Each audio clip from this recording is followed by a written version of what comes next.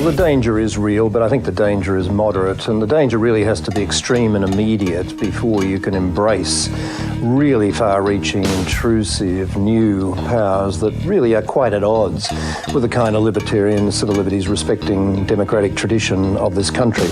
To see a potential terrorist under every falafel and every street corner in some of our suburbs is, I think, going too far. And we've got to be very careful about getting overexcited about the need for draconian laws of this kind.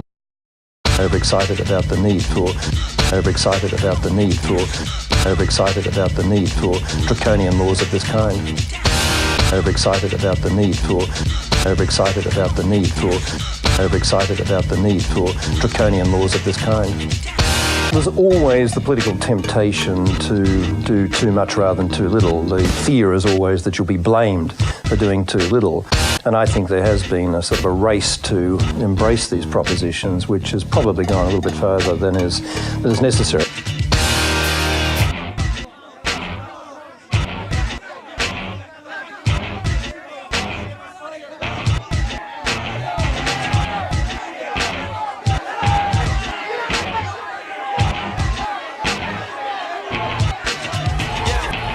In new circumstances, new times, new threats, new measures. Let's get real about that and to recognise that reality. But there sure as hell have to be multiple safeguards if you're going to go down this path. I haven't seen the fine print. I don't think anyone's seen the fine print of what's involved in these preventive detentions and control orders. But I, for one, would be wanting to see judicial scrutiny, judicial safeguards every inch of the way. I'm lashing out, I'm bitter, I'm angry, etc., etc. I'm lashing out, I'm bitter, I'm angry. I think people do have to justify going down this particular path, and I'm not sure that justification has been made. I'm lashing out, I'm bitter, I'm angry. You've got to be very careful to be able to fully justify it. I mean, preventive detention is something we're all familiar with in the wartime internment cases, in which those sort of measures were embraced with a great deal of haste and then repented with a lot of shame and embarrassment thereafter. I'm angry, etc., etc. I'm lashing out, I'm bitter, I'm angry, etc., etc. I'm lashing out, I'm bitter, I'm angry, etc., etc. I'm lashing out, I'm bitter, I'm angry, etc., etc. I'm lashing out, I'm bitter, I'm angry, etc., etc. And good politics will safeguard the country from terrorism. It'll safeguard Britain, it'll safeguard Australia. Good politics will safeguard the country from terrorism.